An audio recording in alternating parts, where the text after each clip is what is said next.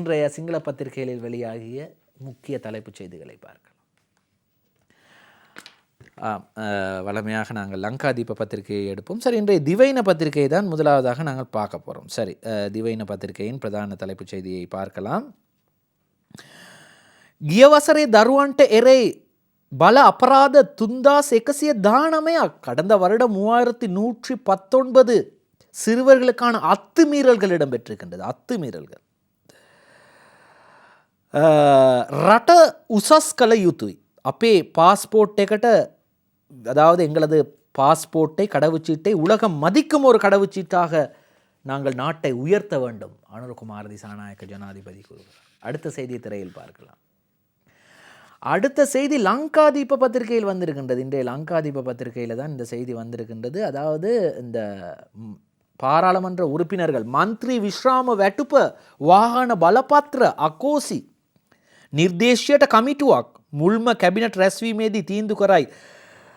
அனுரகுமார திசாநாயக்கவின் முதலாவது அமைச்சரவை கூட்டத்திலே தீர்மானம் பாராளுமன்ற உறுப்பினர்களுக்கான ஓய்வூதியம் மற்றும் வாகன பலபத்திர அதாவது வாகன பெர்மிட் எல்லாம் நிறுத்தப்படுகிறது. அதனை ஆலோசிப்பதற்கு ஒரு குழுவையும் தெரிவு செய்யப்பட்டிருக்கிறது. சரி, அதே போன்று எரிபொருள்களின் விலை குறைப்பு சம்பந்தமான செய்தியும் வெளியாக இருக்கின்றது இன்றைய லங்காதீப பத்திரிகையில். அதனையும் நாங்கள் பார்க்கலாம் எவ்வளோ குறைந்திருக்கின்றது என்று. பெட்ரோல் 21 ரூபாவாலும் வெள்ளை டீசல் 27 ரூபாவாலும் சூப்பர் டீசல் 33 ரூபாவாலும் மண்ணெண்ணெய் 19 ரூபாவாலும் குறைந்திருக்கின்றது. அடுத்ததாக இன்றைய அத பத்திரிகையின் பிரதான தலைப்பு செய்தியை பார்க்கலாம். அத பத்திரிகையின் பிரதான தலைப்பு செய்தி பார்க்கலாம். සයිබර් අපරාධකරුවන් නිසා බැංකු පද්ධතිය කඩා වැටීමේ අවදානමක්. சைபர் மோசடிக்காரர்களால் இலங்கையின் வங்கி கட்டமைப்பு வீழ்ச்சியடையும் அல்லது வீழ்த்தப்படும் அபாயம் நிலவுவதாக கூறப்படுகிறது. அடுத்ததாக அடுத்த செய்தியையும் நாம் திரையில் பார்க்கலாம். இதுவும் இன்றைய பத்திரிகைகளில் எல்லா பத்திரிகைகளிலும் வந்திருக்கக்கூடிய செய்தியாகத்தான் இருக்கின்றது. அருண பத்திரிகையில் வந்திருக்கக்கூடிய பிரதான தலைப்பு செய்தி மந்திரி வரப்பிரசாத் அகோசி வாகன பெர்மிட் විශ්‍රාම වැටුප කාර්යාල දීමනාව දුරකථනසා මුද්දර දීමනාව කැපේ. அதாவது வாகன அனுமதி பத்திரம், அதே போன்று ஓய்வூதியம், அதே போன்று காரியாலயத்திற்கான கொடுப்பனவு, அதே போன்று தொலைபேசிக்கான கொடுப்பனவு, அதே போன்று முத்திரை கொடுப்பனவு, இவை எல்லாமே அகோசி என்று வந்திருக்கின்றது. சரி, அடுத்ததாக மற்றும் ஒரு செய்தியின் திரையில் பார்க்கலாம்.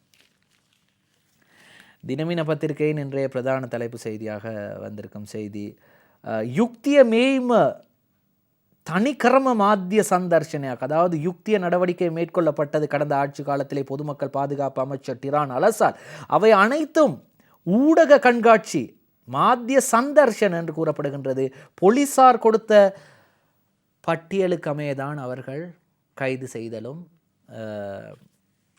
சுற்றி வளைப்பையும் நடத்தியிருக்கின்றார்கள். போலீசார் கொடுத்த, போலீஸ் திணைக்களம் கொடுத்த அல்லது போலீஸின் முக்கிய அதிகாரிகள் கொடுத்த அந்த பட்டியல் படி. அடுத்ததாக இன்றைய மௌபிம பத்திரிகையை பார்க்கலாம். இன்று சிறுவர் தினம் என்பதால் பாருங்கள், இந்த மௌபிம பத்திரிகையில் எவ்வளோ அழகாக சிறுவர்களது கையெழுத்து போல் அழகாக வடிவமைத்திருக்கின்றார்கள். பாய சிஷாத்வய அவுள திக்கசை என்றும், அதாவது அந்த 5ஆம் ஆண்டு புலமை பரிசல் பிரச்சனை தொடர்கின்றது என்ற செய்தியும் வெளியாகி இருக்கிறது. இன்றும் ஏராளமான செய்திகளை உங்களுக்கு ஸ்டார் தமிழின் நம் நாடு நிகழ்ச்சியிலே கொண்டு வந்தோம். இன்றும் தயாரிப்பில் கவின் சாந்த் உதவி இருந்தார். மற்றும் ஒரு ஸ்டார் தமிழின் நம் நாடு நிகழ்ச்சியில் உங்களை சந்திக்கும் முறை விடைபெறுகின்றேன். நான் பிரேமானந்த். வணக்கம்.